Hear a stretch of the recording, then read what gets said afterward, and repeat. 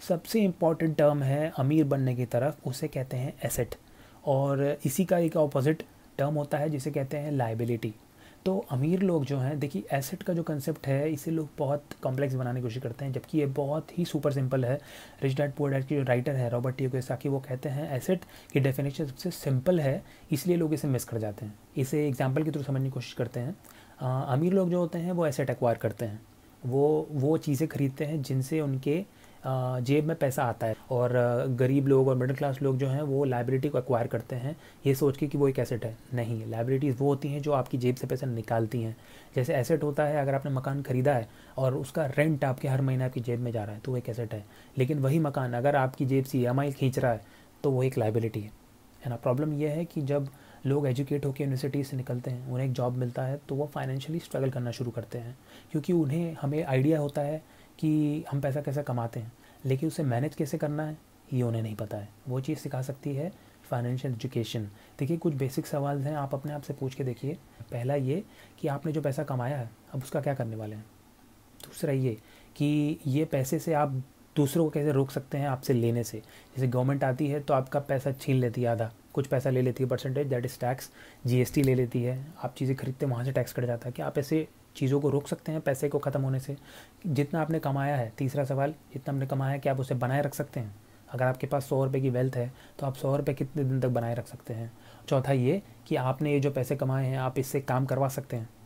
तो अगर आप इसमें सोच रहे हैं तो मैं आपको कुछ और चीज़ें भी याद दिला देता हूँ जो फाइनेंशियल नाइटमेयर्स के अंडर हम काउंट करते हैं। उसमें आप ये देखिए, अगर आपने सर महंगा घर खरीदा है और आप काफ़ी खुश हैं और आपको लगता है कि ये नहीं है मेरा एसेट है, तो आपको लगता है सिर्फ खर्चा इतना ही है। नहीं, आप उससे मैचिंग काफ़ी महंगी चीज़ें भी तो खरीदेंगे, जैसे AC, फ्रिज, TV, और सब पेंट का जो खर्चा था वही लाखों में होता है। तो आप शो ऑफ भी तो करना है। और उसके बाद फिर आप देखिए कि आप जो शॉपिंग करने जाते हैं क्रेडिट कार्ड से, और सेल होती हैं तो आप एक्सेसिव शॉपिंग कर जाते हैं, विंडो की जगह डोर शॉपिंग हो जाती है, दरवाज़ा खोल कर घुस जाते हैं, शॉपिंग ही शॉपिंग करते हैं।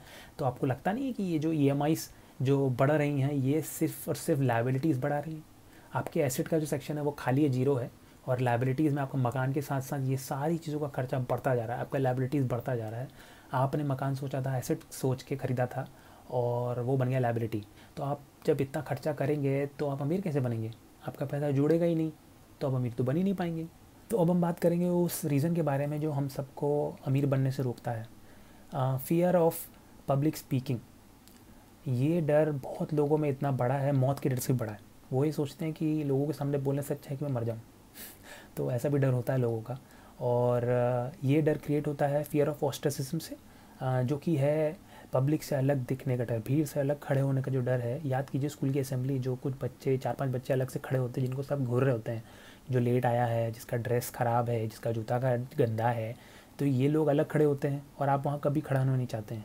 यही डर मजबूर करता है हमारे पेरेंट्स को हमें बोलने के लिए, भाई स्कूल जाइए, पढ़ाई कीजिए और एक जॉब ले लीजिए ताकि आप भीड़ से अलग ना हो, आप सोसाइटी में फ़िट हो जाएं, भीड़ में गुम हो जाएं। यही डर आपको मजबूर करता है एक प्रॉब्लम को नई तरीके से सॉल्व करने से। ये आपको कभी नहीं जाने देगा अलग ट्रैक पे। यही डर आपको फंसाए रखता है उस रैट रेस में। फिर आप डेट से बाहर निकलिए। हमने बात किया था, जो कर्जा है उसके बारे में हमने बात किया था कि आप कर्जे से बाहर निकलिए। देखिए हमने कहा था कि एक दो-धारी तलवार है, डेट की जो तलवार है, ये पहले तौर पे आप अगर देखें जिसमें हमने बात की थी कि डेट जो है आप उससे निकलिए, बहुत इंपॉर्टेंट है। बिना डेट के रहिए। बड़ी बड़ी कंपनियां टारगेट करती हैं अपना कर्जा कम करने की, तो हम इसको भी आगे एक्सप्लोर करेंगे कि डेट कितना इंपॉर्टेंट है अमीर बनने में भी। लेकिन फिलहाल ये जानिए कि आपका मकान आपका एसेट नहीं है, आपकी गाड़ी आपका एसेट नहीं है अनटिल अनलेस वो आपके जेब में पैसा डाल रहे हैं हर महीने। और वैसे ही आप डेट से निकलिए। जो आपके क्रेडिट कार्ड के जो बिल्स आते हैं आप इनसे दूर बनिए, क्योंकि वो कंपाउंड होते जाते हैं। बड़े बड़े मैंने बैंकर्स देखे हैं, खुद क्रेडिट कार्ड बेच रहे हैं वो खुद क्रेडिट कार्ड के जाल में फंस जा रहे हैं, है ना। तो वो नहीं बच पा रहे हैं, उनके इतने क्रेडिट कार्ड्स हो रहे हैं कि वो उनका जीना मुश्किल हो गया। सोचिए आप बैंकर्स के हाल हैं तो आम पब्लिक का क्या हाल होगा। क्रेडिट कार्ड ने जनता का बहुत बुरा हाल किया हुआ है, तो आप उससे बचिए। अगर आपको डेट के बारे में, कर्जे के बारे में ज़्यादा नहीं पता है तो आपसे दूर ही रहिए जितना पॉसिबल हो सके। तो वापस आते हैं फिर से अपने पहले प्यार पे, जो है एजुकेशन सिस्टम।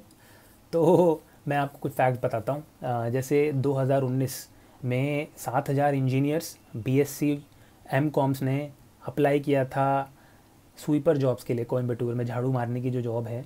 हालांकि वो कोई छोटी जॉब, देखिए कोई भी काम छोटा बड़ा नहीं होता है, लेकिन आप ये देखिए कि इंजीनियर, बीएससी, एमकॉम्स लोगों ने स्वीपर के जॉब के लिए अप्लाई किया है। तमिलनाडु में 4,600 इंजीनियर्स एमबीएस ने अप्लाई किया था 14 झाड़ू मारने वाली जॉब्स के लिए।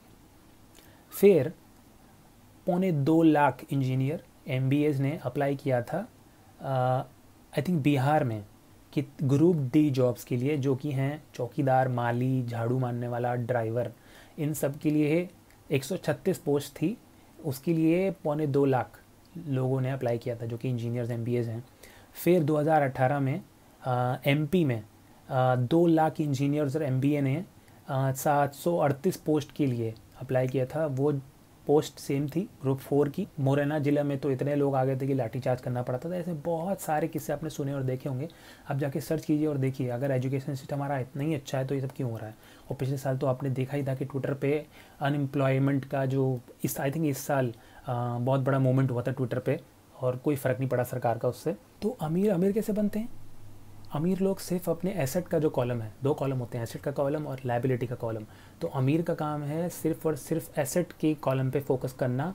वो अपने एसेट बढ़ाते जाते हैं, बस उनका और कोई काम नहीं है। एसेट बढ़ाना, उससे जो उनकी इनकम बढ़ती जाती है दिन ब दिन, उसी को वापस एसेट में लगाना। तो इससे नए एसेट क्रिएट होते हैं और इनकम बढ़ती है, फिर उसी इनकम को वापस एसेट में लगाते हैं और ये साइकिल चलती रहती है और वो अमीर होते जाते हैं समय के साथ। अब आते हैं मिडिल क्लास के ऊपर। मिडिल क्लास क्या करता है? अपनी लायबिलिटी, और बेसिकली आप पहले तो ये देखिए कि मिडिल क्लास का सोर्स ऑफ इनकम सिर्फ एक होता है। अमीरों के बहुत सारे इनकम सोर्स होते हैं, और आप मानेंगे नहीं कि जो रिच डैड पुअर डैड के राइटर हैं रॉबर्ट टी कियोसाकी, उनके 10,000 प्रॉपर्टी हैं आज के टाइम में जो रेंटल्स हैं। रेंटिंग प्रॉपर्टी 10,000 है, तो आप सोचिए कितना पैसिव इनकम उनको आता है। पैसिव इनकम वो होता है जिसके लिए आप काम नहीं करते हैं, है ना। अगर आप से जॉब देखिए, मिडिल क्लास ज़्यादातर majority 99% of middle class have only one source of income, that is there salary. तो अगर आपके पास सिर्फ सैलरी है तो आप उससे अमीर कैसे बनेंगे? क्योंकि आपकी सैलरी बढ़ रही है मान लीजिए, तो आपके खर्चे भी तो बढ़ रहे हैं जिस पर हमने बात की थी। और आप भूल रहे हैं टैक्स पे। अगर आपकी सैलरी बढ़ी तो आपके ऊपर टैक्स भी तो बढ़ रहा है। और सबसे बड़ा दुश्मन हमारा मानव प्रजाति का सबसे बड़ा दुश्मन है इन्फ्लेशन, महंगाई भी तो बढ़ रही है सर। उस पर भी तो हमने बात किया था, वो उसको कैसे भूल रहे हैं आप। और फिर आप ये देखिए कि आपकी जो EMIs हैं वो आपका सैलरी खा रहा है। तो एक मिडिल क्लास आदमी का कैसे लड़ेगा? मिडिल क्लास आदमी एक सैलरी पे आप कैसे लड़ पाएंगे, है ना। आपके इतने सारे एक्सपेंसेस हैं, आपके बच्चों की स्कूल की फ़ीस हैं, आप बीमार पड़ के उसकी अलग चीज़ है, वो अलग आपका पैसा खर्चा हो रहा है। आप लायबिलिटी पे लायबिलिटी खरीद रहे हैं, वो आपका खर्चा कर रही है। आप अमीर कैसे बनेंगे? आपका पैसा ही नहीं बढ़ रहा है। उधर अमीरों को देखिए, एसेट पे एसेट चढ़ाए जा रहे हैं, खर्चे कम हैं, एसेट पे एसेट चढ़ाए जा रहे हैं। अभी इस पर फ़र्क कैसे पड़ता है? ये देखिए, जब इनकम बढ़ती जाती है एसेट के थ्रू, तो एक टाइम आता है जिसे हम कहते हैं फाइनेंशियल फ्रीडम। वहाँ पर जाकर आप काम करना छोड़ देते हैं। आपकी जो एसेट हैं वो आपको हर दिन कमा के दे रहे हैं, हर महीने कमा के दे रहे हैं। तो आपकी जितनी भी खर्चे हैं वो आपका एसेट का इनकम कवर कर लेता है। अगर आपके खर्चे मान लीजिए 200 रुपये हैं और आपका इनकम 500 रुपये है, तो आपके 300 रुपये बच रहे हैं, और अब वही 300 रुपये वापस इन्वेस्ट कर रहे हैं, तो आपके एसेट बढ़ते जा रहे हैं, लेकिन आपके खर्चे 200 ही हैं। मान ले 250 भी हो जाते हैं, लेकिन आपकी इनकम तो अब 1000 हो चुकी है। देखिए, जो अमीर बड़े लोग हैं उनके बारे में जब आप पढ़ेंगे और जब आप उनके इंटरव्यूज़ देखेंगे तो आपको पता चलेगा, वो अपने सारे सीक्रेट बताते हैं इंटरव्यू में। रॉबर्ट कियोसाकी कहते हैं कि अगर मुझे कोई बढ़िया गाड़ी खरीदनी, बहुत महंगी गाड़ी खरीदनी है, मान लीजिए रोल्स रॉयस खरीदनी है, तो वो बहुत बड़े आदमी हैं, ठीक है, वो अरबों खरबों में उनकी संपत्ति है, लेकिन वो ऐसे नहीं खरीदेंगे। वो क्या करेंगे, आप पहले इतने एसेट डेवलप करेंगे कि उसकी जो EMI है रोल्स रॉयस की, वो उनका एसेट, वो अपने जो उनकी रेंटल प्रॉपर्टीज़ हैं, तो अगर वो ऐसी रेंटल प्रॉपर्टीज़ खड़ी करते हैं, मान लीजिए कोई होटल है और उसकी EMI अगर उनको आ रही है ना, वो होटल जिसने रेंट पे लिया है वो अगर उन्हें पैसा दे रहा है, मान लीजिए कि कुछ $1000, 5-10 हज़ार डॉलर उनको हर महीने आते हैं उस होटल से, छोटा होटल है, रेस्टोरेंट है, जो भी है, तो अगर उस EMI का जो अमाउंट है, अगर वो 5,000 है मान लीजिए, और उनको वहाँ से 8,000 रुपये आ रहे हैं हर महीने होटल से, तो आप ये देखिए कि उनका तो खर्चा अपने आप पे ऑफ हो रहा है ना। तो वो रोल्स रॉयस ख़रीद लेंगे, क्योंकि जो इनकम उनकी जो आ रही है, वो उनका जो खर्चा है $5,000 का, वो 8,000 में से कटता है, फिर भी उनके पास $3,000 बचते हैं। तो आप तब खर्चे कीजिए जब आपके पास एक इनकम सोर्स हो जो उसको कवर कर रहा है, भले ही आप काम करें ना करें। पैसिव इनकम अगर आपके खर्चे पूरे कर रही है तो आप अमीर बन जाएंगे एक दिन आराम से। आप अगर तैयारी नहीं करेंगे तो जब पैसा आपके पास आएगा तो हाथ से गंवा देंगे। इससे बड़े बड़े लॉटरी विनर्स, बड़े बड़े फिल्म स्टार्स, बड़े बड़े नेता लोग और ये सब हैं, ये सब एक दिन बहुत पैसा कमाते हैं, लेकिन एक वक्त आता है कि उनके पास एक फूटी कौड़ी नहीं होती है। इसलिए तैयारी कीजिए, देखिए अपॉर्चुनिटी उसके पास आएगी जो तैयार है। तो आप एसेट खरीदिए, लायबिलिटीज़ बिल्कुल मत खरीदिए, लायबिलिटी से दूर भागिए। वॉरेन बफे जो सबसे बड़े इन्वेस्टर हैं दुनिया के, वो कहते हैं आप सिर्फ और सिर्फ एक ही चीज़ पर खर्चा कीजिए, एक ही सिंगल एसेट है, वो आप खुद।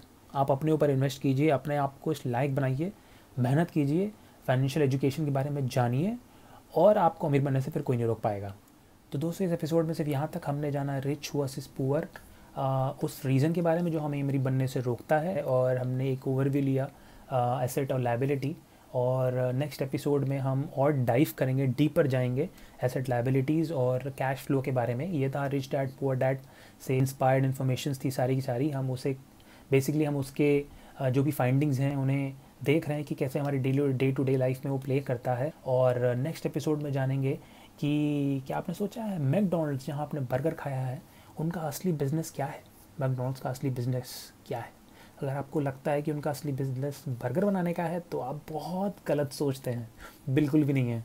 और टीवी तो आप देखते ही हैं, हम टीवी पे कभी आपने हेलीकॉप्टर का ऐड देखा है, कभी प्राइवेट जेट जो उड़ते हैं उनका ऐड देखा है, रोल्स रॉयस का ऐड देखा है? क्यों हम ये सब ऐड नहीं देखते हैं टीवी के ऊपर? सोचिए इस बारे में, इन सब चीज़ों के बारे में बात करेंगे नेक्स्ट एपिसोड में। Till then this is Rahul Bora signing off from Project unlock.